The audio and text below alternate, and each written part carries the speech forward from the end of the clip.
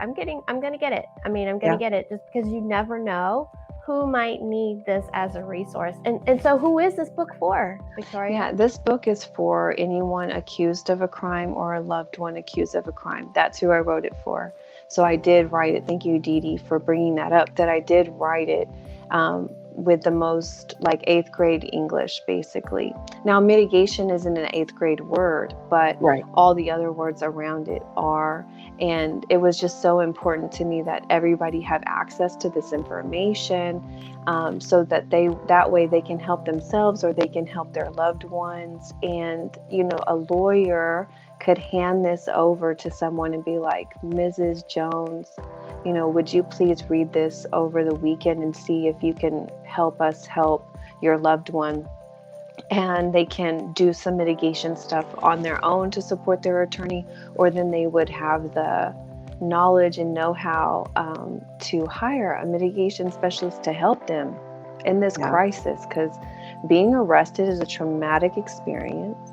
And then what happens with shame and blame and guilt and regret and anger, we have to unpack those things and work through those emotions to get the best outcome and to have integrity within our criminal defense team.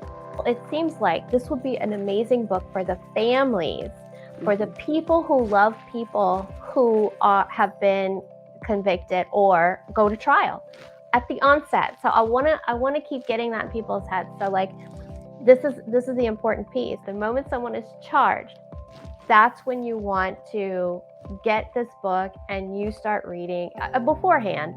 But that's when you want to start thinking about mitigation. You're right. I mean, this book isn't for anyone who's not interested in criminal defense, right? So yeah, if you are charged with a crime, read this book. If you love someone charged with a crime, read this book. If you have people in your family who've been to prison, let me tell you, I'm not being ugly. I want to say with all compassion, the apple does not fall far from the tree.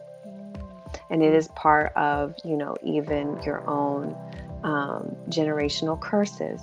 So consider that this might be something that you want to think about for your own family.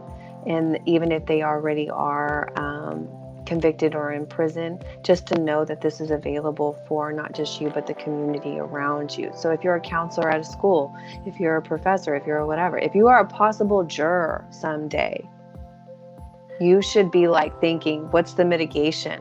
Where is the mitigation? If they haven't presented mitigation, then how can I properly sentence this person not knowing who they are, unique to them?